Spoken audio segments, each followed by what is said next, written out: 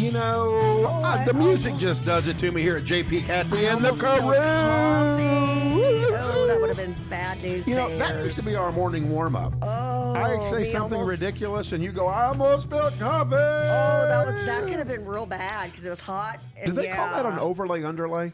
I don't know. I don't know either. That might have been. Tell me, do they call that an overlay underlay? What do they call that? Well, so I'm saying I'm opening the show and you go, "Oh, I just almost spilled coffee" underneath me. So is it like an overlay underlay? Usually I like to crack up with you jamming because you are air coffee guitaring. or the little image that we have? Yeah, that's the an conversation. Overlay. You're air guitaring like nobody's business. Oh, I love it, and that's fun, especially on a Monday morning. That's because I love our music. So I love our music. That would have been real bad. I've spilled water here in the new studio. Luckily, I didn't hit anything electronic. Right. This would have hit part of the microphone and everything electronic. Yeah, and the That's headset. You had so good times. Good times. All right. Good morning. We're JP Cathy and the Crew here on the JP Cathy and the Crew Network. We've got Dr. Norm Clothier coming on here at 7:33. We're going to be talking about making preparations for the school year. Kathy, big conversation across the Metroplex, across the country. What should we be doing with our children medically? Should they be going back to school? Should they not be going back to school? Well, and he's also going to talk about just some of your basic health preparations for school. You know, have you gotten your kids' checkup? Are you current on shots? All of that kind of good stuff. The general stuff. So remember that, you know, it's like we have forgotten about our health in all ways except for COVID. It's kind of like if it doesn't have to do with COVID, okay. So I think he's going to be bringing up some of the stuff we need to talk about with our kids, general health, to make sure they're good going back to school. Well, you know, one of the big questions I want to ask him: how are we going to put the influenza in with the COVID? How are we dealing with that? I can't wait to hear that. Literally, it's everyone who gets the flu, which I'm one of those. And you know, more years out of not years do I get the flu, if that's grammatically correct. Or that is grammatically close to correct. Syntaxically, God, there you go. Syntaxically isn't even a word. Okay, hold on, syntaxically, because I need 22 seconds here. Did I make that word up? You could be. It's a good word, though. Syntaxically. I'm going to name my next child that. Syntaxically. So I'm going to syntaxically tell you that we've also got Dr. Good coming on right after Dr. Clothier. Yes. So Dr. Clothier will be with us from 7:33 until 7:53. And then Dr. Good will come with us from 7:53 to 8:03 to then talk about what preparations schools are making to keep students and kids safe on their return back to the building. Yes. She had a great interview with a mom and a daughter, and the daughter had already, I believe it was Georgia, the daughter had already, the daughter of this mom had already gone back to school, and talked about what they did and with lanyards and how did they handle it. And I was really curious to hear this and didn't even think about it. How do you handle the first day of kindergarten?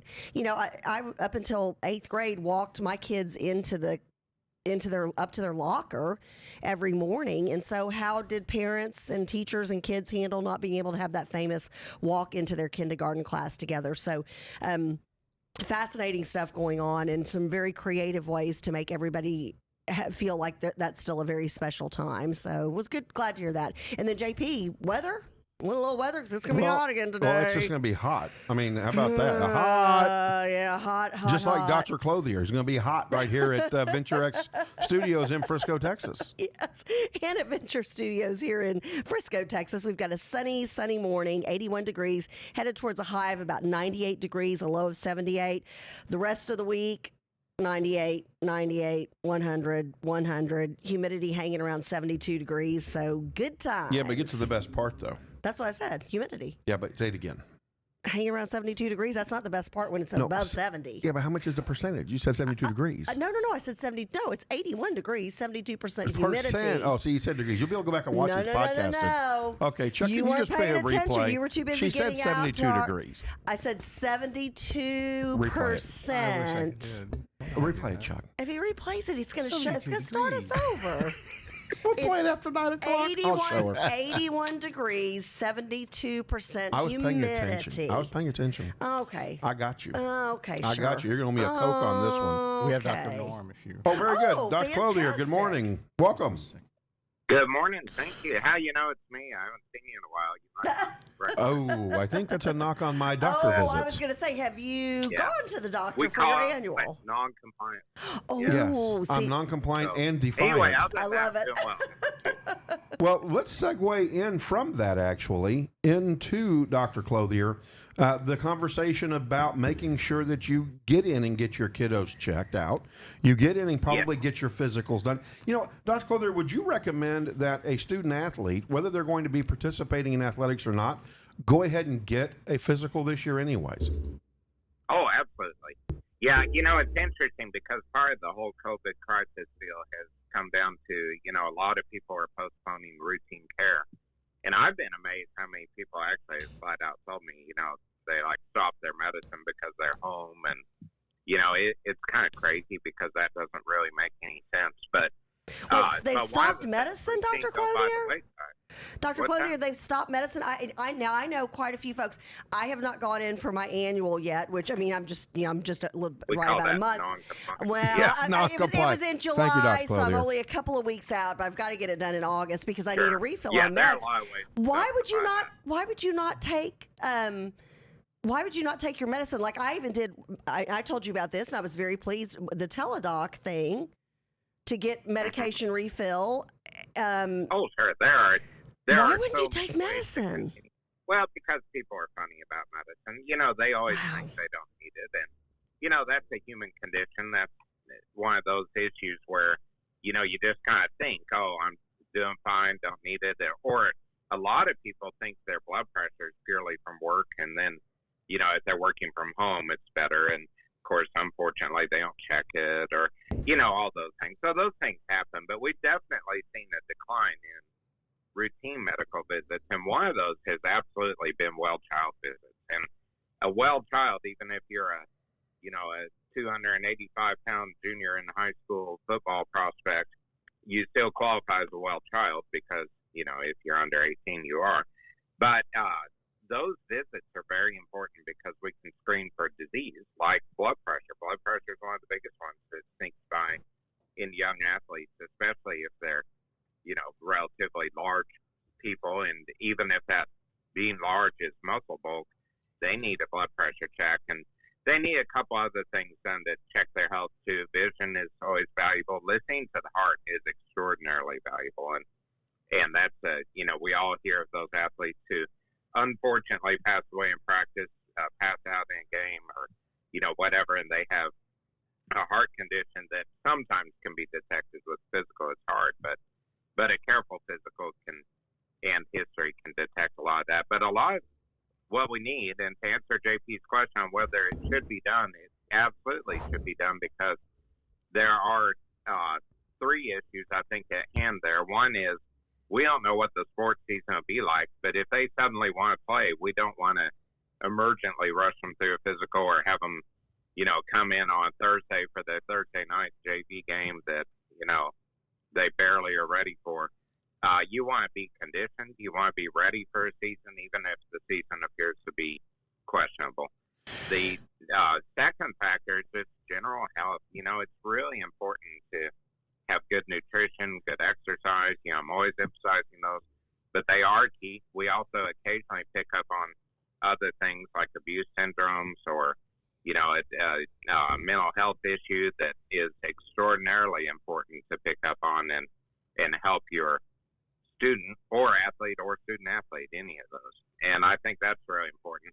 And then the third is immunizations. You know, there's been more talk about vaccination, immunization with COVID-19. And, you know, we obviously are on the wait to see what happens with that. But there are other immunizations that are critically important. And in fact, if you're going to enroll in a college class, even if it's online, in Texas, you must have your immunizations up to date, including a menaxtra shot or a Neisseria meningitis prevention, which is a type of meningitis. And so all those things are important with a wellness visit for a child. And I think those are the immunization issue is really an important one because we're all already talking about, of course, the concerns of the influenza hitting this fall on top of COVID or other disease. And I think it's really important to be thinking about prevention of all disease in that case, including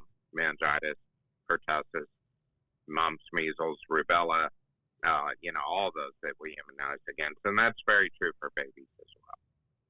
So, Dr. Clothier, as some of the smaller schools are getting ready to go back to athletics, like they've already been working out, they've opened up their gyms, they're getting ready to, the volleyball season is going to go forward, the basketball season is going to go forward, they're going to play football in the smaller school districts. What precautions should student athletes, parents, and coaches take to help prevent the spread of COVID-19? Well, that's a huge question. I appreciate it because I think that's a big issue. The increased risk of playing sports and disease transmission is the heavier breathing because of the nature of an athletic workout, whether in a game or a practice. And I think practice is one of those that we kind of overlook. People are talking about safety in games, but practice is a big one. And then, of course, the secondary issue of having droplets around, including sweat. And it does appear that any moist surface could hold the COVID virus for a while. And whether that's a spittle droplet from the mouth or if it's sweat, we're unclear on that because it's still being studied to try to figure out exactly what happens. But when you're in close contact with other sweating, heavily breathing individuals, there obviously is risk. So you need to minimize the risk of infection in other aspects of life. Don't be around too many other people. Try your best to isolate from those at risk. The grandparents, the great-grandparents are possibly the ones much more at risk than the student athlete. And for parents, I think just the whole hygiene, hand washing, jersey washing, equipment washing, cleansing of bags, athletic bags. A towel should never be used more than once without being washed in between, whether that's for showering or for wiping off a sweat. I think all those things are huge factors. There's an ongoing debate as to whether you can carry the virus on your clothes if you've been sweaty or even just around the virus. Let's say, for instance, me in the doctor's office, sitting around having people breathe, cough, whatever, whether there are particles on the clothing. Probably on dry clothing, it's fine. On sweaty clothing, that's a risk. So I would suggest taking a change of clothes, have your student athlete change out of their sweaty clothes rather quickly if you can, isolate those into a bag, get home and wash them, and dry them thoroughly, and that should be somewhat preventive. Have hand sanitizer available, have hand washing available. I think you need to take breaks to wash hands and use soap and water, and that's just fundamental. When you're talking about the clothes, I've seen this, and I'll admit I'm guilty. I buy a sanitizer that is 99.9% disinfectant for the air and for your clothes. So you can do it on fabric, and I'll do even when I have a jacket or jeans, and I'll take that off when I get home. I'll hang it up in an area away from the kitchen and bedrooms and spray it. And is that too much precaution? Now, Dr. Clothier, hold that thought for good for industry. Hold that thought for just a second, Dr. Clothier. It's currently 7:43 here in the Dallas-Fort Worth area. You are listening to JP Cathy in the Crew on the JP Cathy in the Crew Network. All right. And the weather right now is sunny and 81 degrees in Frisco, headed towards a high of 98 today, and then JP a low of 78. Joining us today is Dr. Norm Clothier with Family Healthcare Associates right here in the VentureX-Frisco studios. He's coming in via his video camera from work, I'm assuming, Dr. Clothier. Yes, I am in my office. Now, see, all these people get to see how handsome you are and why I like going to see you at the doctor's office. Well, I fixed my radio face a little bit, but I'm still trying to You look great. You look great. Thank you. For 5 years, people have wondered what you look like. Now they know. Well, I hope it's not too disappointing. No, not at all. Not at all. But Dr. Clothier, so the question Cathy had asked, sorry about that. Yeah. So anyway, talking about the sanitizing clothes and such, I think precautions are good. And I do mean, Cathy, you're talking about spraying down the clothes and the surfaces, the air. I think that's reasonable. I think it's also very reasonable, though, to realize that we live in a world with germs. Right. And, I hate to sound like such a skeptic, but when I hear 99.9% of something's going to be killed, there's still that 0.1% that is a significant issue if you get that viral load. And so, I wouldn't let that replace anything else. I think it's an add-on to being careful and smart. And I think all of us have to come to peace with the fact that at some point we may very well get the virus. And, that's just going to be one of those things where, most people obviously are surviving. It's 99-ish%. But, cases out there, there are terrible cases. There are sudden deaths that, happen over a day or two of being overwhelmed. There's some that drag on for a while and die. And, those things are sad, difficult, terrible. But I think we also have to come to peace with the fact that we live in a world with germs. Right. And there's, other infections. I see a lot of staph infections, staphylococcal infections in athletes because of sweaty clothing, moist towels, things thrown in their gym bag while they're wet, shoes that stay wet and sweaty. I think we think about socks. We don't always think about shoes. Things need to be out, getting air dried, and you need to use some sort of cleanser on items the best you can. But I think drying from sweat is one of those biggest issues that's very important and tends to be antibacterial as well as antiviral. And, of course, little things like fungus and mold that, we don't think will kill you, but they can sure irritate you. So I think it's really a smart thing to just have the big picture view of hygiene, but also the big picture view that if you are participating, as JP was mentioning about smaller schools having their sports, if your athlete is showing any symptoms, hold them out. You can't presume that just because they have, only a little fever and cough that they're okay. Protect the other people. I think that's really an important thing, to respect others enough to say, my child's sick, or if you're sick, don't go to their game. Don't sit in the stands and become an index case for a new infection breakout. And, nobody wants to be in that spot. You don't want to be exposed by others who probably knew they had it and came and got you sick anyway. So, be respectful of your fellow people. And I think that's a huge issue too.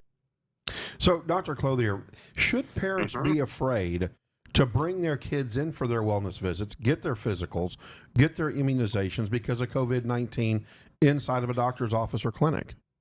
No. We screen people. We're not bringing people in with fever. We're trying our best to kind of watch the numbers of people coming into the office. Now, admittedly, we get suddenly overwhelmed occasionally when a bunch of people show up at once, but we try our best to spread them out.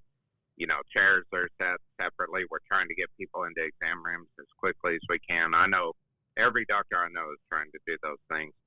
And I believe personally that the doctor's office, the dentist's office, the medical care facility you go to is probably safer than any store you'll go to that are, where they're counting the number of people in the store, maybe kind of trying to track that. We're trying to be absolutely as careful as we can. And frankly, that's for the sake of ourselves and our staff too. We don't want to bring people in and get everybody sick and be closed for 2 or 3 or 4 weeks because of quarantine and illness. And, the worst would be a death of a staff member. And, we don't want that. Nobody does. So we're trying to be careful, but we also believe in healthcare. I've treated infectious disease for 30 years now. And I've never shied away from treating somebody who's sick. And I think it's important that, we have protocols in place for those who appear to be ill in terms of isolation rooms and such. And the well ones, we do our best to respect the fact that they've come in well and they're going to leave well. So, Dr. Clothier, let's talk about your clinic hours now. So you have the hours where you call, you make an appointment with your doctor, but Family Healthcare Associates and you at your Renner location do something that's neat. I love it, where I used to be able to bring Katerina in after hours, my daughter, if I couldn't get an appointment with my doctor, and sometimes I'd get lucky and you would be on call, and I would end up getting you anyways. So is that a safe environment? Is the clinic a safe environment to bring your children to after hours? Yes, and I need to give the caveat that we are doing after hours a little differently, and I appreciate you mentioning that. We're doing 5 to 7 p.m. weeknights, 9 to 12 Saturday, 1 to 4 Sunday, but we are doing all those by telemedicine. And the reason is that in the daytime, when we have scheduled appointments, we can screen people for fever, by phone. We can screen their symptoms. If they sound like they probably have COVID-19, but not severely, we ask them to quarantine at home. In our after hours, we don't have that ability, staff-wise and such, to do that. So we're doing all televisits at this point. So it is safe because it's from your own video device. And so I would encourage, don't shy away from having medical care and having, something evaluated. And then what I found from televisit is that there are things I just can't see. If somebody has ear pain, you can't see in the ear by camera on a laptop. So we'll do our best to provide the right medical care for that. And then I, tell them if necessary, come in the daytime and we'll take a look and, we'll do all the screening ahead of time there. But don't let the virus get in the way of basic health care, because you just can't neglect everything and hope it's fine in fear of the virus, because there are many other things. We talked about before, heart disease is the #1 killer in America. And we don't see daily numbers of deaths like we do with COVID-19, but there are daily deaths. It's a reality. Right. Well, we've got 2 minutes left, Dr. Clothier. What advice would you give teachers, administrators, and parents as they move forward and they start to go into the physical buildings to be taught? Sure. First thing is just be as healthy as you can in general. Good nutrition, exercise, absolutely fundamental. The second is pay attention to all hygiene, including masking. I think that fits with hygiene. Wear a mask to protect others. Remember, it's not protecting you. It's to honor others and not infect them. If you're asymptomatic or pre-symptomatic or, may have the infection in a few days, pay attention to your symptoms. If you wake up feeling sick, don't go in. That's what gaps in the workforce and the student appearing at school are for. Is, those sick days need to be honored. You don't need to go get everyone sick and then retrospectively decide perhaps it wasn't a good idea to be there. So you really need to have hygiene equipment available too. Use your soap and water at the sink. Use your hand sanitizer. Just do everything you can to protect yourself and others. And with a mask, I would really encourage, wear it right. I'm amazed how many people have it down around their mouth and their nose is just breathing away, putting the air out there. If you're going to wear it, and it's going to be required in schools, or it's the right thing to do, then you need to wear it right. And, we're all in that boat of wearing a mask. Nobody's loving it that I know of.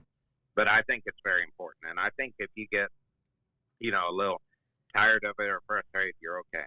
And let me just say, carbon dioxide does not accumulate behind the mask and poison you.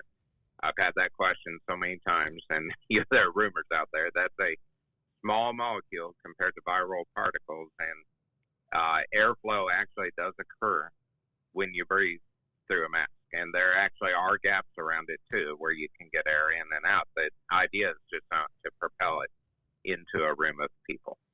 Well, Dr. Clothier, I cannot thank you enough for joining us, and love the fact that you were in your office and able to video on today. You look great. This is fantastic. Well, thank you. I appreciate that. I got electricity just for this. we appreciate that. Slow. I'm a slow adapter. We appreciate you going with the new technology and the new format. Thank you, Doctor. It's amazing. I found out a phone can work for more than one thing. It's pretty incredible. So. Yeah, I find these things out on a daily basis as well. Oh, very good. As long as you remember how to use a stethoscope and I use that microphone, I think we're both okay. Absolutely. JP, you look good in a tie, by the way. I think I will have to take. Good work on that. Yes, sir. Thank Dr. Clothier, always looking out for me. I appreciate it. Have a blessed week. My pleasure. Have a blessed week, right. Dr. Clothier. All right. Bye-bye. All right. So 7:53, Kathy here in the Dallas-Fort Worth area. We are reporting live from VentureX Studios here in Frisco, Texas. First of all, love the fact that the coffee machine here is amazing, but also the people. And I want to highlight. Yes. I want to highlight Rachel. Yes. And poor Rachel has no idea I'm doing this. What a sweet young lady. Yeah. Who every time I walk through the door, good morning, how are you? Super friendly, super professional, and on top of everything, gorgeous as all get out. And yeah, it's It's great. Really? You come in here. You've already when we get in here before 7:00, you've got we didn't today. Okay, sorry, Charles. But anyways, when we get in here before 7, you've already got small groups meeting. You've already got people working in the work area. There's such a positive vibe and a positive buzz around the office space here at VentureX. We cannot recommend workspace here more highly. I mean, heck, you and I were both here till what? Till about 3. I was You were here till till 6. and I was here till about 3 or 4 on Friday, and we find ourselves. Actually, you and I, and we both work from home a lot and stuff like that, working up here because we dig the environment. We like the people. Chance couldn't be better. Leon, can't wait to have him on the show. No, we're highlighting Rachel. Oh, sorry. It's just Rachel today. So there's the coffee machine. So this morning I had to cancel because I decided I wanted a cappuccino because this thing will do that for you, right? And so I get foamy milk.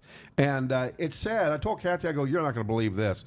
I said, it just said that what did it say, Kathy, about the oil? It was an oil derrick. Oh, yeah, it's dang it, it was funny. Jetted out the beans or something like that. You mean it was punny? Yeah, it was was definitely punny. Pun day. Thank you, but Charles. I think that Kathy, you and I may have to work on a little romance that may be developing in the office. Where's that? Between who and who? I don't know. Jacob got kind of hooky cooky when we talked about Rachel. Jacob's 17. So he's a man. Well, but we were sending men off to war in Texas. I don't know if his dad wants us to hook him up. Plus, he's underage. John, I have a girlfriend, all right? Yeah, but I saw him light up, for though. You, see, Jacob. You're not married. Good for He's you. not married. He's got a girlfriend. He's 17. Okay, do you want your girlfriend to say to somebody, "Well, I'm not married. I just have a boyfriend." I'm 48. That's different. He's 17. Oh, God. He's got his whole life ahead of him. Oh. All I know is he played the little button on the doodaddy when we said Rachel's name. Because that was nice and appropriate to do. Yeah, but he did the boom bum, not the applause button. I don't think that means anything. I think it means the something. Teen world. I was messing with some chords, and these buttons are very sensitive. Sure. There you go. See, we're turning red. See, the camera can't see him, but he's turning. I don't know. This may be a romance in the making. Oh, no. Okay. First of all, she's over 18. Shut so it this is down. inappropriate. Oh, what you're even he's suggesting. a man. We send men off in Texas to war with the Mexicans. Give me a break. Back in the day, not current day. Give me my flag. I want my flag. Oh, my gosh. Come take it from me. Oh, don't we have Dr. Good calling in soon? 17 is, can be charged as an adult. That's right. You can go to jail. So I'm telling goodness you, gracious you're me, oh young. my. Lead your life. Of course, when Jacob leaves here, his girlfriend's gonna be like, "You're done." Oh, God. He's talking right. He's trying to make up for.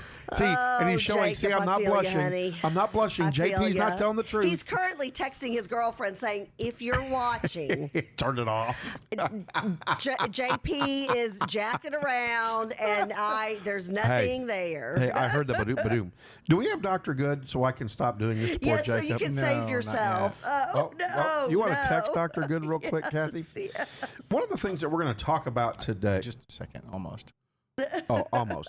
Well, one of the things we're going to talk about today is James Throckmorton. Now, you may be wondering to yourself, who's James Throckmorton? Well, glad you asked, and we're going to talk about that. I was going to ask that for you, so there's your segue. Thank you. So at 8:13, we're going to be talking with Thomas Klein from the Collin County Republican Men's Club. Oh, that's right. Big about golf their tournament golf tournament coming up. That supports veterans, by the way. So that's good stuff. We're also going to have, at some point, we're going to talk about the Marines. And we're not the Marine. It's the Marine Corps that he's doing that with. Chuck Wright. Yeah. Is he coming on today? Well, I don't have him scheduled. We need to schedule Chuck Wright. We need to schedule you on Friday. Would we have time Friday? No, we don't, because Friday's a big show. Friday's a big show. That's right. Big time show. Big. That's right. Then Monday. Yeah, we need to schedule Chuck. We're doing that now on the air live. We're booking people now live on the air. So if you didn't hear that, too bad. Text us. You're not coming on. So no, not true. No, Chuck's a member of the crew. He'll bust our chops and crack so up. at 8:15, Dr. Be Good. Good. Right now. Well, bring her up. So at 8:15, be ready for the conversation on James Throckmorton and what that means to what's coming up on Friday. So big conversation there. All right. Good morning, Dr. Be Good. Good morning. Good morning. Good morning, guys. How are you? We are well. We're doing well. How are you? We had Dr. Clothier on earlier talking about preparations, how to, if you're in athletics and you're participating in athletics, Don't forget that practice is probably more important than worrying about game time, because the COVID-19 could be held longer, possibly in On, like, wet, sweaty surfaces or clothes. wet, sweaty clothes. And if you're feeling sick, don't go to school or athletics. So Yes, from an please, oh, please, oh, please. from an educator standpoint, as you are a superintendent for public schools, what are schools doing to help protect teachers, administrators, counselors, and students as they get ready to start coming back to buildings potentially in mid-September? Well, or in August, because some schools are going back this week and next week. So what's happening is schools have been using the summer to really purchase a lot of interesting devices. There's misters now yes. that custodians use to mist areas, mist surfaces, mist door handles, and that's all written into the opening of schools plan that all schools must, in some cases, turn into the counties. And you're about to see a Zoom husband go by. Hi, Tom. Hi, Good Zoom morning. husband, Tom. He was feeding the dog. We love Okay, Tom. so- We love Tom. He's okay. And he's fully dressed, so it's okay, Dr. Good. We were a little depressed He's about not like that. some of the news reporters We that were a have little had depressed issues about with. that. I was kind of hoping he was going to streak by. And Anyway. we were going to go viral. So anyway, so we have all these doodads. We have cool new devices. We have new disinfectants, and that guarantee. I don't know if it's 99.9 or 100%, but we are. If buildings were clean before, we're even cleaner now. Right. And on top of that, of course, we have protocols of every few hours having to go back and remist and re-clean and re-wipe, instead of it just being in the morning and in the afternoon, especially after the kids go home. So that's certainly in place and understood. Now, one of the things that Dr. Clothier did mention that I thought I might bring up, because I've been reading research on it and I've even spoken on it, is being outside more. These practices of being in the gym instead of practicing outside when the weather's decent, that should be a no-brainer. And what we're doing at our district is asking the schools to take the kids, when the kids come in, get breakfast, go outside and eat your breakfast outside. First of all, that's just cool. Kids will remember that. We got to eat breakfast outside. Kids love that. My son Yes. looks forward to, he's like, I'm just ready to go back to my school so I can sit outside on one of the park benches and eat lunch with my friends. He misses Yes. something that simple. And so we're asking our campus directors to build outside into their daily schedule. And we're being asked to ventilate, right?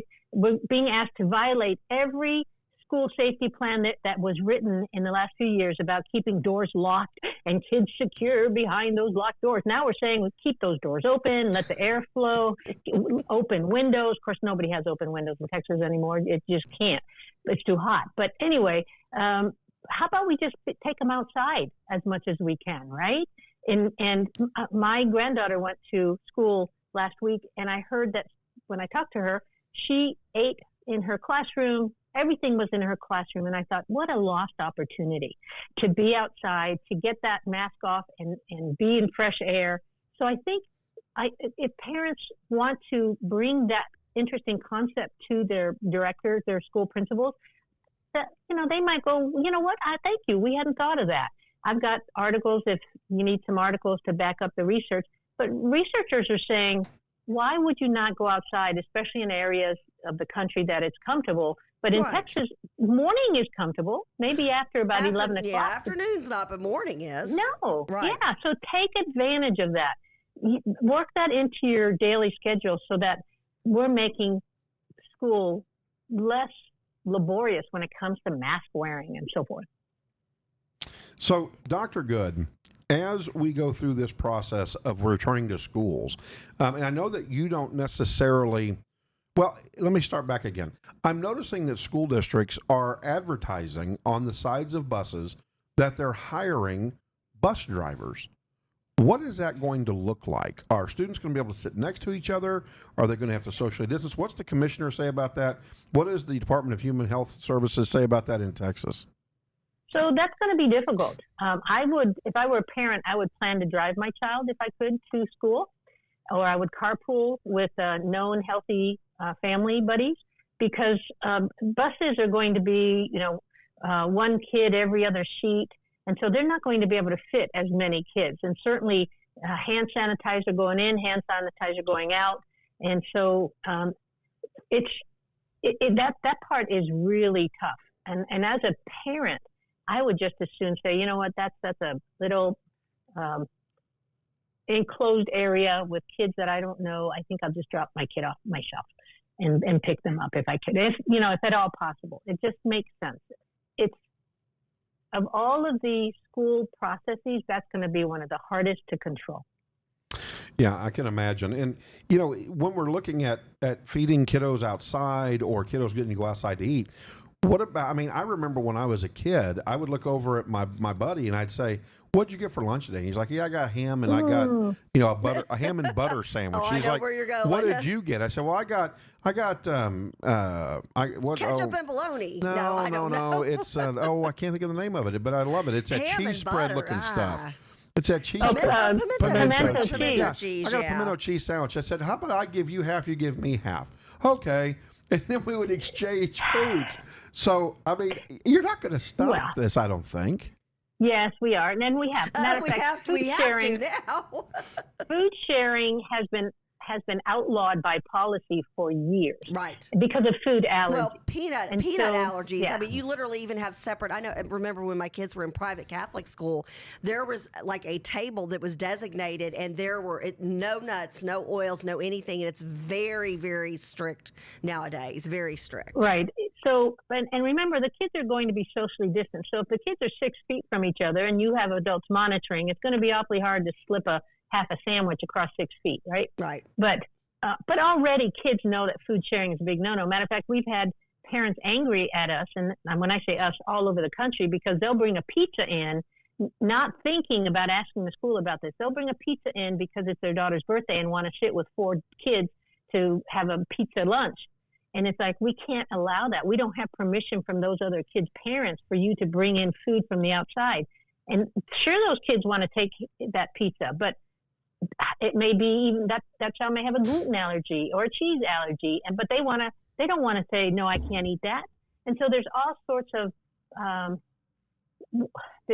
we've had to train parents and kids to understand that food sharing is that's something in the past. Pre-COVID, it was past. So. Right. Yeah, it's been out there. And I remember, and this is a bummer because we used to do this, and when the teachers weren't looking, we had science experiments with what we didn't like, with like peas and milk and things like that. And then there'd always be like one boy in the class who you would dare to take a swig, and he would. And everybody's like, "Oh my gosh." And then the parents or the teachers would come over and be like, "Okay, who's made what today that's gross?" Those were such good times back in the day. Yeah, we've just ruined school for kids, haven't we? I know. Well, I will tell you this. You have ruined the pizza party thing. I remember when I was a kid, like we would get incentives to get like a grade on a certain test or something. Yes. And if we did that as a class, then we would get like a pizza party. Yeah, boo on all of you guys. No offense, And Dr. you could J. go to the teacher's lounge and like buy a soda, and the teacher would go with you. Yeah. I don't even think there are teacher lounges anymore, are there? Of course, that was back in the day when they smoked in teachers' lounges when I went to school. No. We have teacher workrooms. There now. you go. and if we have machines, they are full of healthy snacks. There you go. And healthy water. And no, we don't send kids to go buy drinks for us anymore. There's so many things. The only thing left that I can't believe we still allow, but right, and that is that if it's a birthday, like it's my grandchild's birthday, her 10th birthday in Georgia, and she's being allowed to bring cupcakes for the class, but of course, not homemade, right? No, it has to have to be store-bought. Oh, yes. Yep. Yeah. Yep. So that's about the only, and it's only the last 15 minutes of class. It used to be, we could shut down and have a party, but no. Right. Good point. Yeah. Over time, we are just taking away every fun memory of school that you grew up with. Yes, exactly. So they're store made. They're not homemade, huh? They have That's to exactly be because right. you have to have the ingredients. Ingredients. So a kid can look at it, a teacher, a principal, a teaching assistant, a homeroom parent, and you check those kinds of things because sometimes something's made with like pine nut peanut. oil or peanut oil, and not even the peanut itself, but like in the small print, it's better safe than sorry. Yeah. The But good yeah, old not days. fun. Well, and here's the other thing you guys ruined. No offense, but ice cream sandwich day. I remember when every once in a while, I don't know if they went and got it from because remember in schools they used to have a thing that would open up after school and you can go get like those missile pops and ice cream sandwiches and all that fun. The push-ups. Oh yeah. Remember the push-ups? The yeah. dreamsicles. Yeah, with I the, remember those the are push-ups were Flintstones. dreamsicles. They had the orange Right. sherbet with the vanilla. Yeah. Oh yeah. So that was my Yeah, favorite. that was the days when you could roam free after school and you could go buy pickles. You remember that? Or Yes. nachos? Yes. Or popcorn? Yes. Or taffy and stuff. Yep. Yeah. Yeah, the good old Not days anymore. when safety wasn't quite the issue. Now you have to stay in your classroom till your number is called and you know your parents waiting there or your bus is called. And Yep. it's very, very strict and organized, and we have to know where every kid is at all times. So, yeah, school is certainly just a different version. Yeah, like I said, I It remember. is. Oh, I It's remember so when we used to different. have the Sundays when it would also was an incentive during like the later months in the spring when it was hot. You would get the teachers if you did X number of this or that. You have like or a Sunday party a or Sunday something. party. Yeah. Like, I know one time we did a canned food drive in elementary school, and You got green whatever beans? class whatever class brought the most cans got an ice cream Sunday party. And I'm like, Right. yeah, where are the days of that? Gone. Well, we do still some of that. Here's what we can't do. We do some ice cream socials, like for perfect attendance, which I can't believe we still can get away with. But what you can't get away with is having an ice cream party for your A honor roll and your B honor roll, because then your C honor roll and your D honor roll feel bad. And we can't, Oh, yeah. And so But not That- everybody those gets are- a trophy. Oh, it's the participation trophy generation. Well, I'm You got writing to a work book harder. on that. Work harder. Yeah.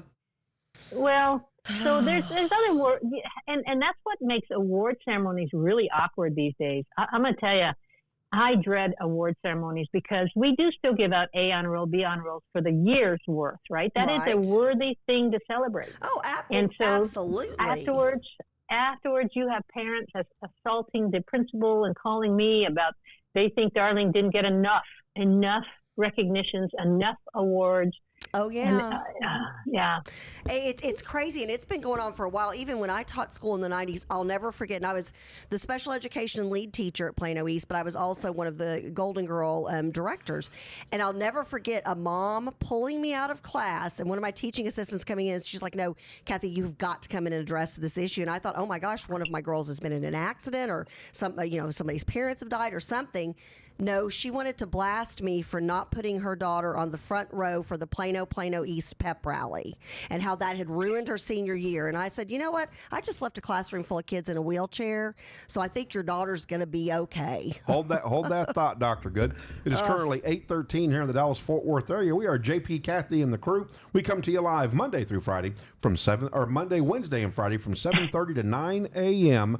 right here on the JP, Kathy, and the crew network. All right, it's 81 degrees and sunny, headed towards a hot one today of 98 and a low of 78. High the rest of the week, 98, 99, and Hot.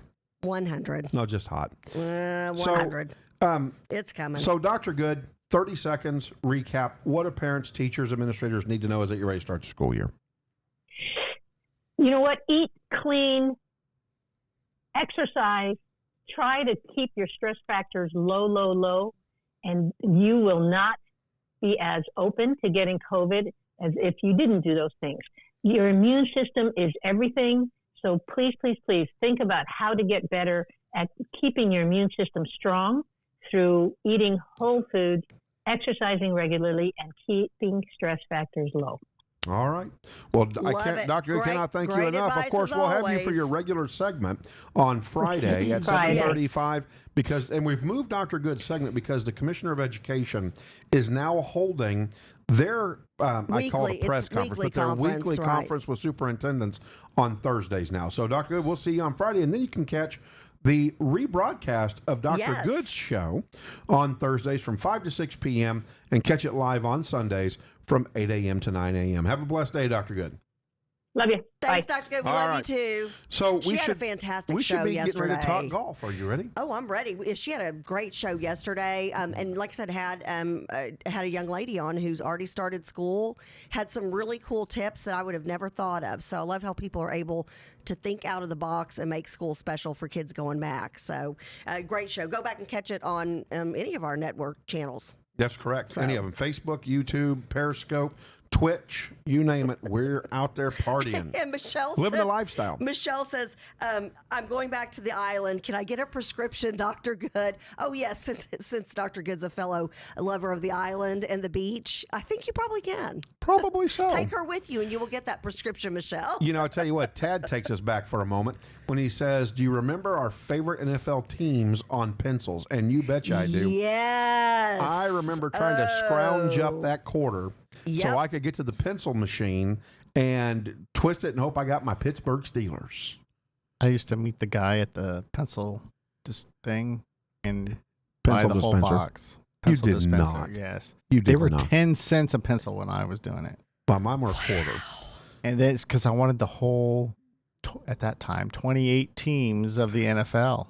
And so you went and bought the box. Oh, yeah. So then I So- would feed through it, and then I would, he would let us look through the box and get what we were missing. Yeah, my brother, he did that. He was a collector of anything sports and, yep, So- had them all. So are you the twerp that I needed to find behind the building because you bought all the pencils and I didn't get a pencil? Had a secret And do black kids market even of use NFL pencils in pencils. school right now? Watch your back when you walk out of the studio. Hey, Charles and I've JP. been looking for you for 32 Do- years. do Cowboys pencil, kids- man. It goes for Amen. Well, at Go Steelers. 32 years ago, that had a lot more value than it does nowadays. Oh, did I say that was up my outside voice? But do kids even use pencils, JP? Yeah, Like in well, elementary school? I think came so. across some of my NFL pencils recently. Did you really? Yes. I'm not surprised because you bring bought one them of all. those in. Bring You one bought of them all. those Yeah, bring in. them and take I it from love you. it. I'm going to beat you with it. No. Because you stole all the pencils. So, No. all right, do we have Tom Klein on the line with us? We're supposed to have him so we can be talking golf here in a minute. Checking. All right.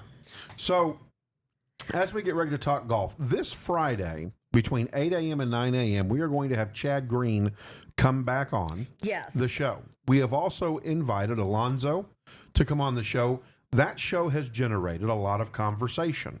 There are some accusations that there are some things that were not wholly truthful, and we're going to bring it to you. We're going to let you make the decision. We have invited, and he reached out as well, Councilman Shimwell from McKinney as well, and then Imani also. Right. What has about reached is out. Councilman Frazier? Have we reached out to him? Well, I wouldn't reach out to him Why not? because he was not a part of this. This is, Well, Chad mentioned his name. well, yeah, but we can bring him on and interview him, and this is a debate. Oh, you're talking about just for the This is a for debate. the opposite side of what Chad Correct. presented on Friday. Correct. And we're going to Gotcha. have Chad Okay. on. We've also invited someone who has a very unique perspective, super intelligent, and has had to live the life and walk the walk. And so that mystery person will not be released until Thursday, or pardon me, Until- Friday morning. right. Friday morning. But we have 5 people planned right now. We have confirmation of 2. We have a soft confirmation of a 3rd. Okay. And what we're going to be talking about is the Throckmorton Statue. Right.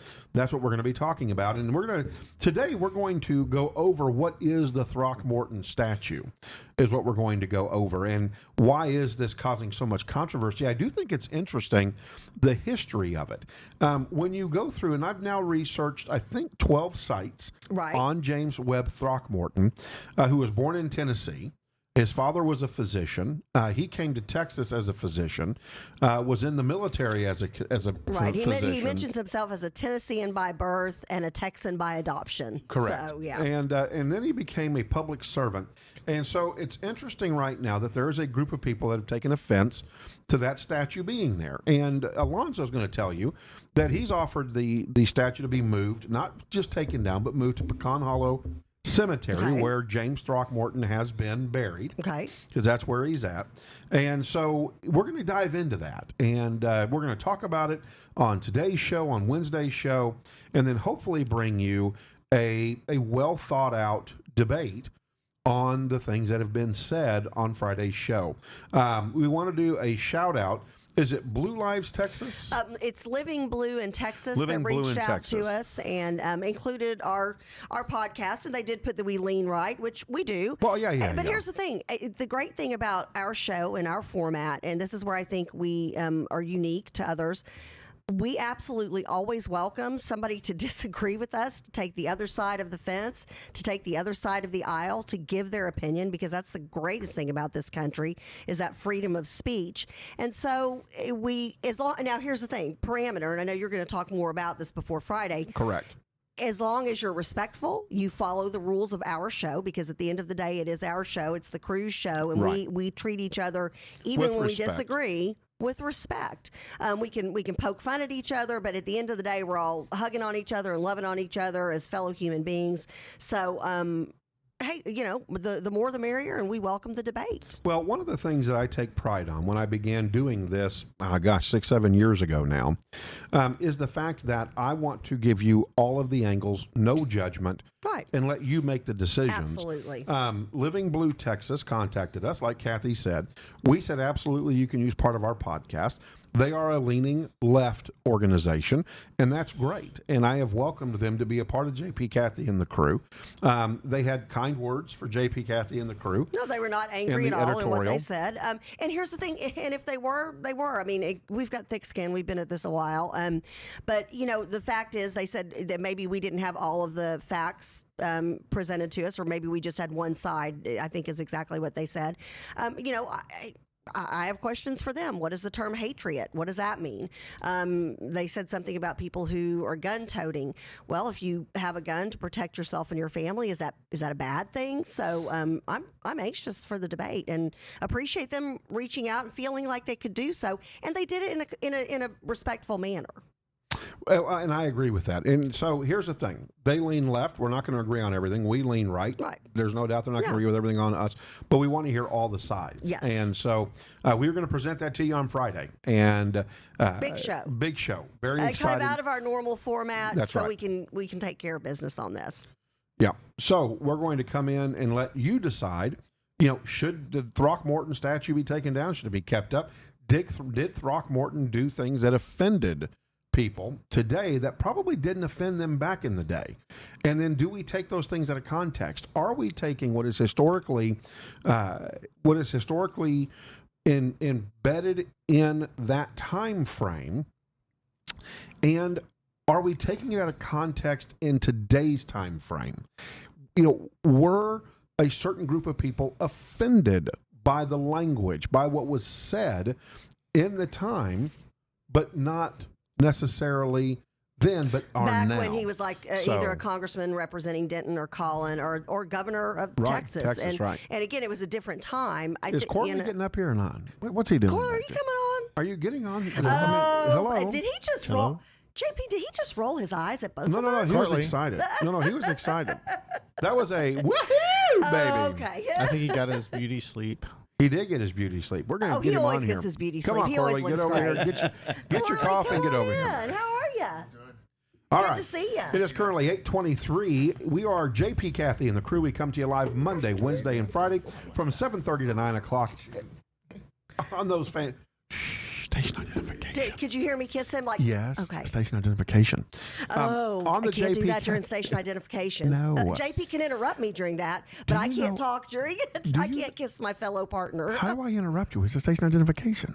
Because you did. I was telling a story But we about. had to stop because it's I was station identification on the threes. I know. People rely on us on the threes. I've got to pay attention to the threes. Threes. The clock's right there. Shame on me. I will Amen. start stories on the fours. Amen. So I can talk until the next three. And that's what you do. Contact just No, kidding. that's what you do. Don't kidding. just kidding. And You got- everybody's like, "Wait, she's serious." Yeah. Until I bring the clowns in.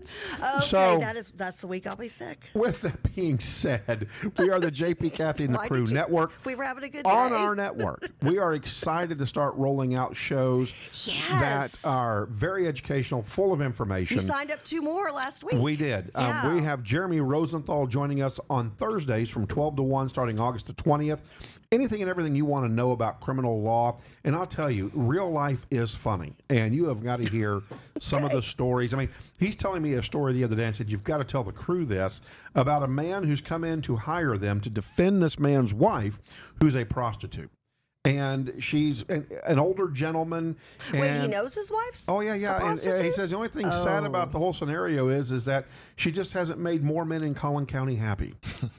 What? Yeah, No, you can't make that You up. can't make it up. It's No. just one of those things you can't make So up. 12 to 1 p.m., you can catch Jeremy Rosenthal with Rosenthal and Barberry Law Firm right here on JP Kathy and the Crew Network. On Sunday mornings at 8 o'clock, you can catch Dr. Be Good at Ask Dr. Be Good for everything educational that you might need.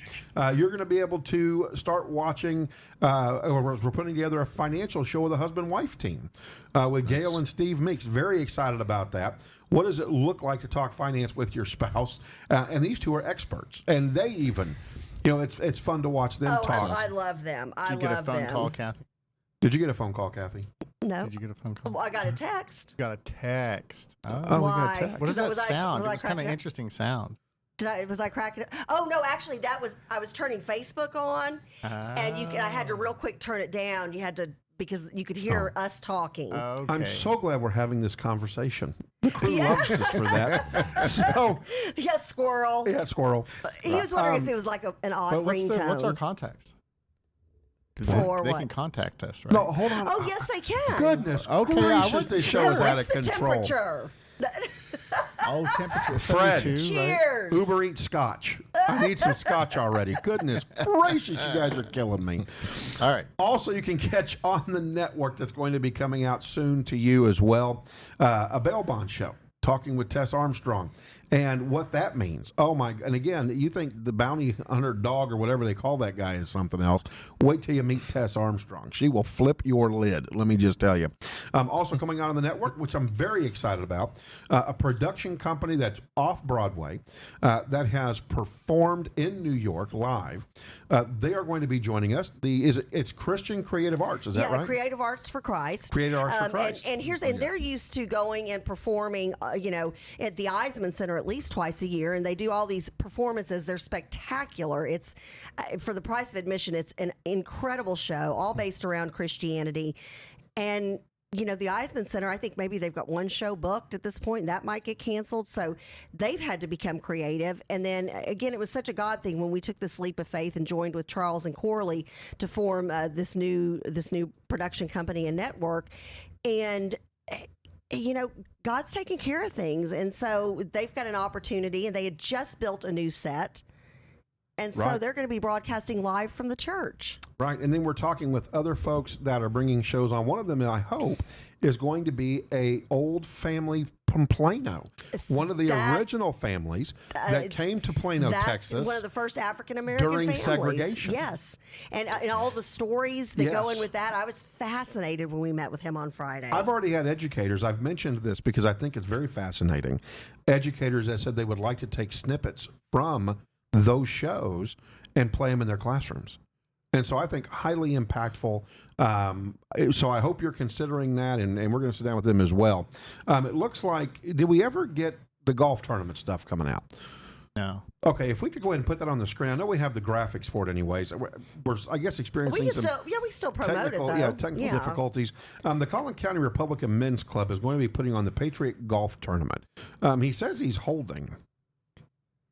So you want to Okay, check I'll go and check see? it. I'll go check it again. All right, go But check there's it the again. graphic real quick. All and right, then- so here's the golf tournament. It's Operation Once in a Lifetime, and it's going to help benefit veterans. It's going to be Friday, September the 11th at Heritage Park, and the golf is amazing out there. If you want to get information on that, just go online and contact the Collin County Republican Men's Club.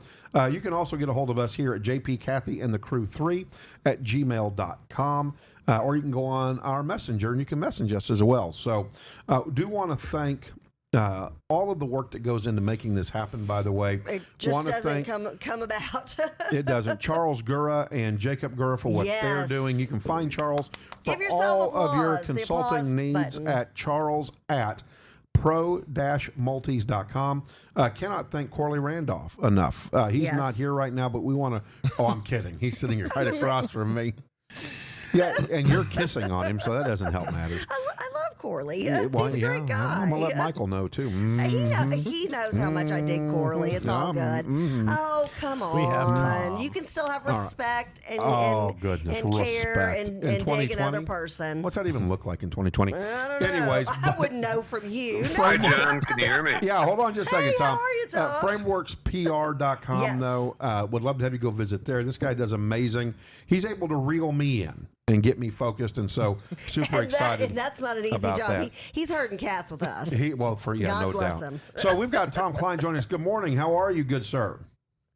Good morning. Sorry for the technical difficulties. It's a pleasure to be on your No second week of your worries. programming. Yeah. So Fantastic. Tom, talk to us about the golf tournament, where it's going to be, who's it benefiting, and why do people need to go sign up?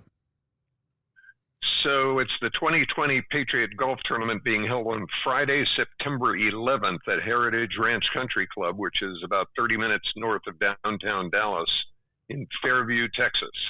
And it's being held to benefit Operation Once in a Lifetime, which is a nonprofit organization offering once-in-a-lifetime experiences to active duty service members, veterans, and their families. So we hope that people can sign up and come play. Absolutely. And so how do people find out, get a hold of you? Let's repeat that information twice, Tom. Go ahead. Absolutely. For tickets and sponsorships, go to collincountygop.org/golf or call 972-312-9959. That's collincountygop.org/golf, 972-312-9959 for tickets, sponsorships, and information. Tom, do you have the ability to go in and put those graphics on our Facebook feed? So, because we've had members of the crew already this morning saying, can we get that on the feed so we can see that? I can forward that to you. Happy to forward that to you. Can't do it on Facebook. All right, perfect. Fantastic. Well, and here's the great thing about golf tournaments And right Gail's now. already put it on there for us. Oh, The before- URL's on Of there, course she too. has. I love it. So it's already in the comments. Thank you to the crew. So the cool thing about golf tournaments, they're one of the few things that's actually safe from COVID. People continue to do the golf fundraisers. That's really been the only type of fundraisers we've been promoting because that's kind of one of the only things available right now. Well, it's a socially distancable sport, so Right. It's absolutely. outside, so yep. Right. We won't have crowds of spectators like they were worried about at the PGA this weekend. Yeah. It's just a golf tournament for the participants. There you go. All right. Well, Tom, I can't thank you enough for joining us today, and good luck on the golf tournament. And maybe we can sneak you back on next week and let us know what your numbers look like. Good luck with the continued second week of your programming. Thank you. We Appreciate appreciate you, that. Tom. Thanks for all take you care, do. Tom. Thanks for what Bye-bye. you do for us. All right, get out there. Patriot Golf Tournament, September 11th. Always good stuff. And so we'll get the information posted. Thank you, Gail, for posting Yeah, the URL. she's already on top of it. We love it. All right, currently it is 8:33 here in the Dallas-Fort Worth area. You are watching JP Cathy and the Crew on the JP Cathy and the Crew network here at VentureX Studios in Frisco, Texas. All right, JP, you've got a sunny day, 82 degrees already here in Frisco, headed towards a high of 98 and a low of 78. So, Corley, we created quite a bit of controversy Oh, my. with bringing on Chad Green and talking about what he has experienced with outside the council chambers in McKinney, people walking around with shotguns and vests, and we received quite a bit of a response on that as well. Of course, we have invited all of these folks to come together on Friday and hold what will certainly be a lively debate, but I think good discourse, because I've already told all of them this is a point counterpoint. We want good discourse. We want to be the model of what it looks like to be able to have a discussion and get all the information out for people to make their own decisions. Right. How do we go forward as a country and come back together? Wow, that's huge. Yeah, big No question. pressure. Let's get you started off early. Let's get started off Have you early. had enough Warm up coffee, the vocal Corley? cords. Yeah, you're good. I'm not sure I have the big answer for that one, but kudos for opening the conversation up. Like we were saying last week, it's not happening Yeah. at that level. Right. So I think it's no matter who you are, I don't think it's a matter of color, but it's more a matter of American identity. So whoever wants to be a part of it, if you consider yourself American. And when you say Corley, and we've all had this conversation off camera before, but I think this is something maybe to pose to the crew. And does being American mean you're patriotic, which means you support your country? Well, I think I can speak for myself. I would think that's what we would like for it to be. Exactly. That would be ideal. But you're right. But I think part of the reason why America's been so successful is because we've allowed, look at all the ways we've changed with the First Amendment. Back when it was communism, we couldn't say things. There were things that were heresy, and that's changed over time. And so that makes me think about, well, where are we now? And stop looking at today, but look at it in like a decade form. You know what's interesting is... Yeah, that makes sense. Is that... Not just a snapshot of you speak right about now. Discourse. Correct. You speak about talking, being able to sit back down, have the conversation, be able to talk these things through, listen to each other, hear each other, relate to each other, because we're Americans first and foremost.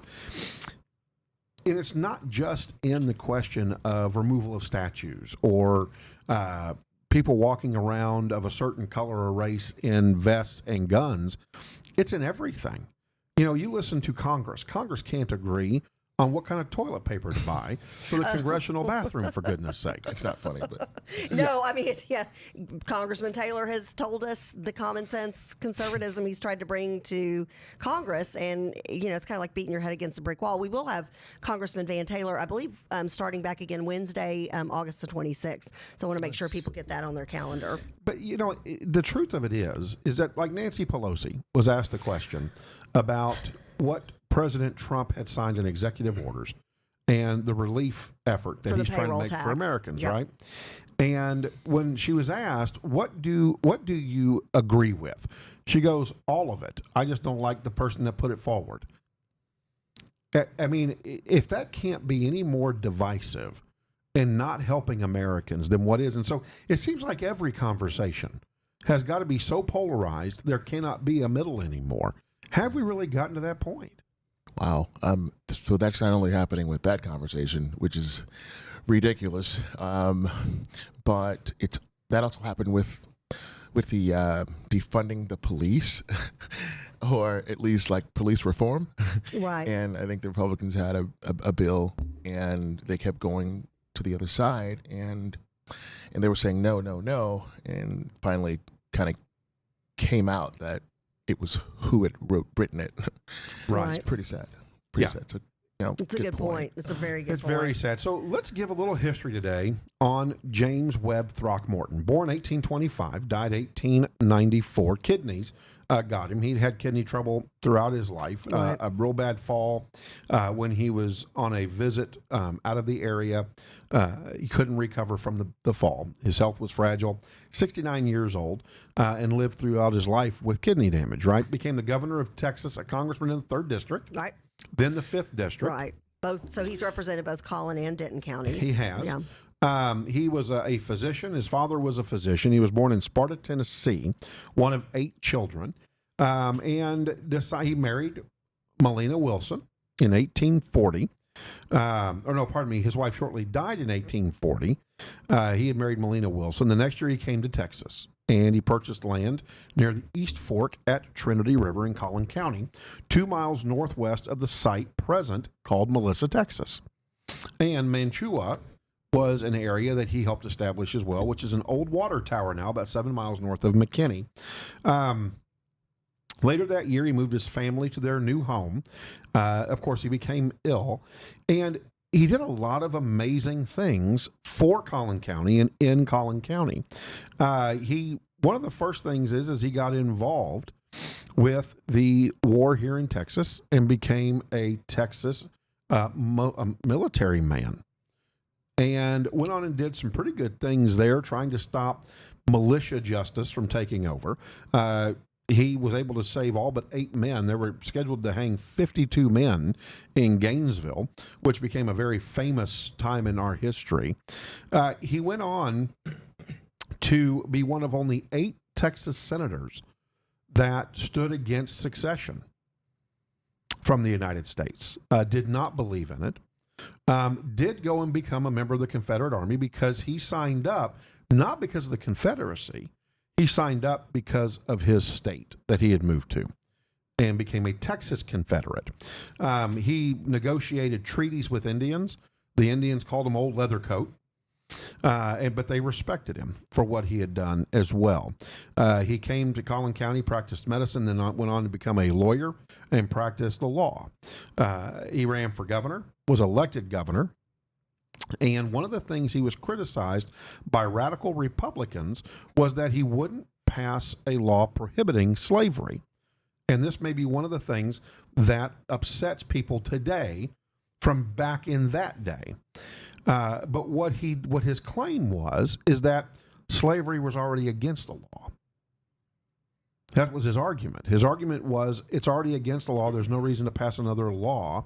He was he led the convention on writing the Texas Constitution, which was accepted by Andrew Johnson in the United States. And so the question is, in that time frame back in the day, what he did, was it offensive to people back then, or was he creating landmark legislation? I mean, because not only did he work against secession, one of only 8 Texas senators that did not want to join the Confederacy, he became a Union loyalist after the fact, supported and endorsed Sam Houston when he ran for governor. Of course, Sam Houston lost that bid, but won the next bid. And then created policies that helped create a balance between Confederate soldiers and African Americans in Texas. Texas is how what history says is that Texas is where he bled. He bled red, white, and blue Texas and was going to do what he could to establish a safe Texas for all. And so, and again, I've read about 12 different sites.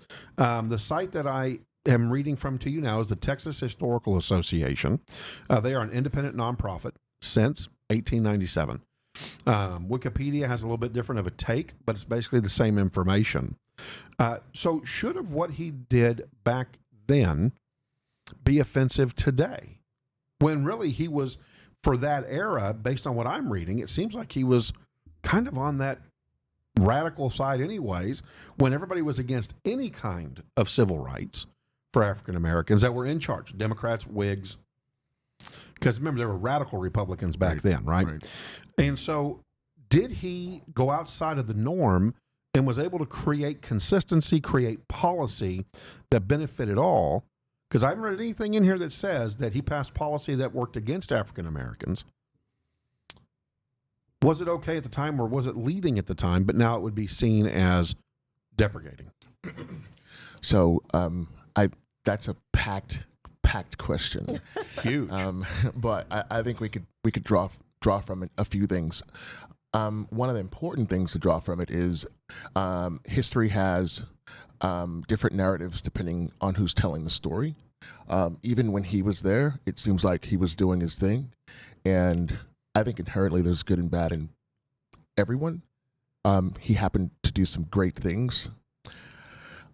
So I'm not really particularly like talking about statues is boring to me, because I think that, especially with this in the context of where we are right now in history, or as So okay. So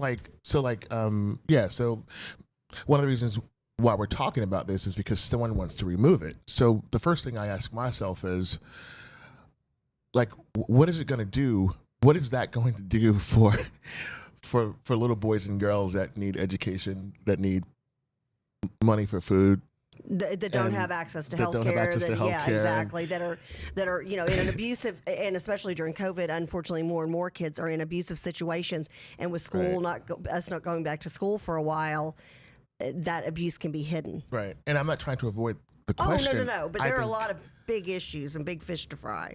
Yeah. So I think staying focused on why are they doing this and how does this tie back to? I'm not convinced that that's going to help the BLM movement if that's what's really behind it. And so if we're not really asking that question, I don't think it's a matter of defending. Like, you can't really defend the statement BLM. Like, that's like saying blonde lives matter. And guess what? You can go to Katrina and you What can else have is the new? same hair color I've got. It's right. It's just so funny. I guess I get so bored with, like, why are we talking about Black Lives Matter? I mean, and so now what? Or taking down a statue, and how is that going to help your cause? And So are that's you why. talking like Corley? Do you mean like the anger and venom that is brought up when the riots and when people are trying to rip down a statue or whatever? And I'm not saying that that's what happened in McKinney, and that's why we're going to have both sides of what's happened and what is happening in McKinney. I know Change.org had, I want to say 1,000, and don't quote me, I couldn't find it in the article this morning, but when I'd read it over the weekend, like 1,000 signatures to remove it. And so I'm wondering, are they going about, asking, pleading to remove it in the correct manner? And if so, hey, more power to them. That's within their right. That's great. So are you saying that what does this anger get you in life for the next generation? Is that what you're saying? Well, that's it. I mean, so it's kind of like reparations. It's like, and anger so on it's both like- sides. right, correct. Correct. So you could talk about the statues in the context of what the guy did, where it stands, how much money it costs to move it, but you could also have a conversation around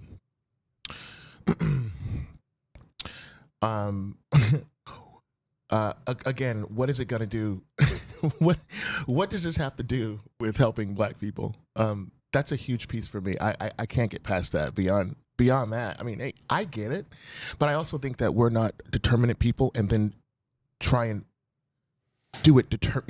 Be determined to do what we're going to do because of the past.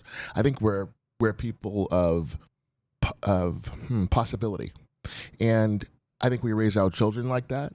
And if the past leads us, I don't know. I'm not convinced that the past has anything to do with my future. To know it is great, but I don't think the kids that I talk to are half the white children in the city don't know who that guy is. Correct. Oh, I mean, yeah. they could care less. I would venture. I would want to go out there and somebody who's not a big history buff or somebody who's not into politics as it is today. I bet there's a lot of people who have eaten and gone to shops in downtown McKinney a bajillion times, and they don't even notice that the statue is there, or they're like, oh, must be like a founding father of McKinney or something. So what is it going to do? So it's helping one party because the other party's giving pushback, and so I have to ask the question, or I think someone needs to ask the question. Okay, we can have the conversation, but I'm curious about having it in this context of what's going on. So it's like we can talk about something, but things are so, you don't want to crack a deal when everybody's with this going on. I mean, is this a real conversation, or are we trying to get an extra something from it? So I'm a little at the weary polls about in why we're November. doing this. Yeah, That too. That's a good point. I mean, and I guess, and here's where we've had a number of members, and this will be part of what I ask on Friday is, where was this anger and venom during the Obama administration? And again, JP and I, we were on the air together, at least I was on the air for part of the Obama administration with JP, and he and I would go back and forth on policies we didn't believe in. But I always said, hey, not that I can play basketball, but if President Barack Obama comes to town and wants to buy me a beer and play basketball with me, heck yeah. Not that I could shoot. No, I was horrible at shooting hoops. That's a whole nother story. But again, it's one of those things. It's one of those things that if you are only looking at it during this presidency, then I wonder where were you in the last. And then I'm going to take it a step further, and especially as a woman, I was just very blessed to be highlighted by a group that was asking about women and women's suffrage. This is the 100-year celebration That's right. of women's suffrage. So, and that's not a Republican Democrat thing. That's a woman issue. Every time I walk into that voting booth, I'm taken aback that I can't believe I actually get to vote. Hey, did y'all want to talk about women's suffrage or tick everybody off because y'all are having a side conversation? That's when the teacher voice comes out. That's when the teacher's voice comes out. The woman that interrupts me talks over the top of me. Yeah, but that's with you. But that's with you. So let's get back to women's suffrage. Where is anybody? Where are these crowds? I'm serious about this, y'all. This is near and dear. Charles is the one who filmed me the other day, and I got choked up during this interview. Where are women coming together from all walks of life saying, thank God we've got the right to vote, because literally 100 short years ago we didn't. So I don't understand why we can't look at things to come together. And I get it. Okay, I'm not a black woman. I don't get what it's like to be a black woman, okay? But I do know what it's like to be a woman. I do know what it's like to have had women just one small generation away from me fight for my right to go in and vote and to run for office and to be elected to office. So where are those conversations? So you said something that I keep hearing over and over again, and I think it's a very passionate, very clear definition of someone having their own agency. But I'm not sure that you couldn't necessarily have a conversation with a black woman and there'd be so many of the same things going on in between the ears. So I get the whole piece about race, and I get the whole piece about like women were made from men, like we're all the same, and then like when we get to heaven, there's no man or female. So there are some ties here that, and I totally hear what you're saying, but I'm hearing that a lot. Like let them speak, let them. We have no right to speak for. What's the point of professors in college then? If we can't draw narratives from life and help someone else. You understand what I mean? Yeah. No, I see what you're getting at. I'm not trying to beat a dead horse. And again, we're all about protesting, counter-protesting, getting your voice heard. It's just when it turns, and again, not making any accusations anywhere today. That's what our debate is for on Friday. When things turn violent, or destructive, that's where there's an issue. So Cheryl Russell, who's part of the crew right now, had piped in and said, "You know what? Quit putting out falsehoods. Do your research." She said, Throckmorton was against the 14th Amendment. We need to put heroes up as statues, not people like Throckmorton. Well, you're right. He did oppose the 14th Amendment. And on Wednesday's show, we're going to talk about why Southern states oppose the 14th Amendment from the United States and what brings into that conversation. Of course, Throckmorton felt like as the governor, he didn't have the power to address it anyways, that it wasn't part of his powers as the governor of the state of Texas.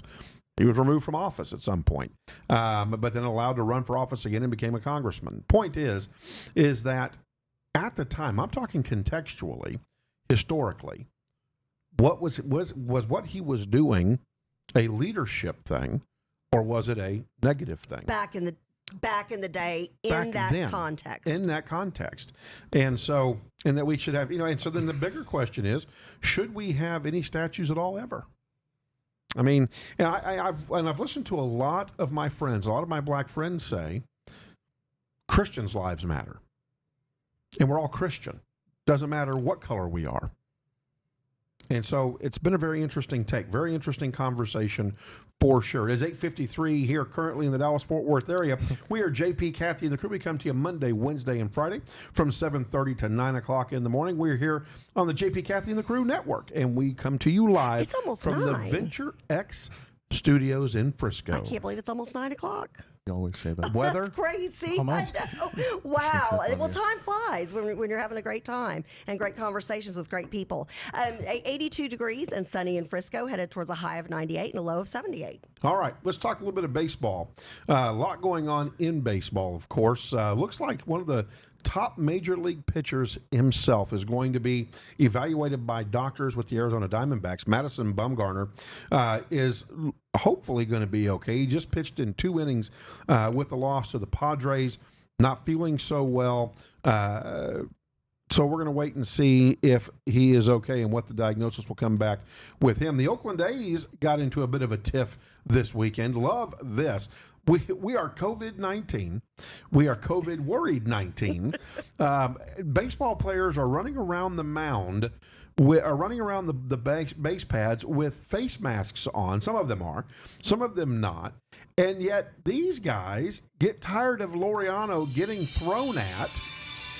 And so That's fancy. The A's charge the Houston Astros dugout, and a brawl breaks out in Major League Baseball. Wow. I wonder if these guys could, should we have had them put on gloves and masks before they got into the brawl? Right. Maybe. Emotions still run high in sports. Well, Make sure they just have a bunch of change all the light bulbs out there so that they're the UV lights and kills everything, right? well, Twitter went crazy, Charles. funny, wild on this. Somehow people were able to get different angles with their Twitter feeds on video of these guys clearing the benches and going out and getting each other. Laureano didn't get just thrown at once. He got thrown at twice. So is this is this becoming WWE for baseball? Or something? You should see that. I don't know if you can go on and pull up. It's at Yahoo Sports. Okay. The Athletics and the Astros going at it. If you can put this picture up, it's A's on NBCS, and they've got a picture of both teams. I mean, and this is human mass of flesh getting ready to battle it out on the baseball diamond. So, yeah, the A's and the Astros go at it in Sunday's game, and it is something to behold, let me just tell you. All right, let's get you caught up on some of your news. Done Mike, with baseball. do what? I wasn't done with baseball. I'm not either. Okay. Mike Schilt from the Cardinals went to the emergency room due to COVID-19. The Cardinals have not played a game since July 29th, and their upcoming 3-game series against the Pirates has already been postponed as well as a result of the team-wide outbreak. So, again, COVID-19 is running through even Major League Baseball. But you know what? This is what I've got to say about that. Baseball's persevering. We are going to have to live through this. This is just what it is. And so the Cardinals will stay quarantined. They won't play a game for a while. When everybody gets cured and they get the 2 negative tests, we'll put them back out there again. That's just the way it goes. Right. Well, I saw, it'd be nice if we were out there in the stands. Because I saw the ball getting so close. Creepy. It was getting so much bigger. It was bigger, and then it hit me. Literally, or your cardboard cutout, which those I'm are just creepy. trying to be a little punny. You're very are punny. Yeah, punny. Punny on Monday. Monday. Yeah, I'm going to give you Pun some day. pun days, some punny Mondays. Probably go out and make you go buy a Hyundai with your pun day on a punny day. Trying to be a little positive. Yeah, a little positive. I don't know why that's not positive. It sounds positive to me. So anyways, so Major League Baseball in full swing. College football, not so much. Have we heard the rumor on college I got that video for you. Holy Toledo. If you can't watch this, this is the Oakland Athletics getting ready. Looks like they're warming up, and we're getting the coverage. The Astros, put his mask on. However, the guy that's outside the dugout doesn't have his mask on. What? But the guy at bat does, and I don't thought know. this is I don't know supposed what to be the video video you picked. of There's a I don't double know. play. Where It is looks like your A's turning a Where is double it? play on the Astros. So we'll let Chuck figure that out. There's don't know. cardboard cutouts. No, that's all right, Chuck. You'll find it. Creepy. So college football, though, it looks like the Wow, Yeah, JP, this is yeah. big news. The Big Ten is ready to pull the plug. I know, and I think the SEC is too. I mean, I think this is Well, now, is what it is. I haven't heard the SEC, but I've heard the Pac-12. Oh no, I'm sorry, Pac-12. Pac-12. Okay. My bad. That's what I heard. Yes. Here's what I say: let them pull the plug. They weren't going to make it in the top 5 anyways. The SEC, the Big 12 are going to be in the top 5, top 10 anyways. Ooh, well. So but- I mean, they're irrelevant. Well, and here's the thing. So who makes this decision? Because you do not have a commissioner of college football. So is it the presidents or the athletic directors that make the decision for the colleges? Do y'all know? It's the commissioners of the Power 5. So there are commissioners of the Power 5. So do the individual presidents of each campus not have a say-so? I'm sure that those schools had leveraged in on the conversation. What's interesting What is I'd like to know is who has the my got that question is video. who has Yeah, the go ultimate ahead and play control over that? the ultimate control is going to be by your commissioners of the conferences. So the Big 12 commissioner, like Bob Bowlesby is the Big 12 commissioner, right? He told the AP that no decision has been made, but the outlook has not improved. All right, here we go. This is where Laureano's getting thrown at. He's not real happy about this. You can see he's like, yeah, we need to talk about this. Of course, Laureano's not wearing his mask. The catcher's like, no. Oh, there's the trash Well, talking. the pitcher's like, if you got something to say, why don't you come over and say it? And here's the pitch. It's like the ump was wearing his mask and he pulls it down to go talk to him. Yeah, and he hits him again, and then here it goes. Oh no, where'd it go? Where'd the feet go? It was the biggest brawl of the century. There you go. And the brawl inspires. And so college football is on the brink. It may not be coming back this fall. In fact, all college sports may be put off this fall. Coach Quigley said that the NCAA will decide. He put that in all caps. So that may be the ultimate say-so, which makes you wonder, should there be a commissioner of college football?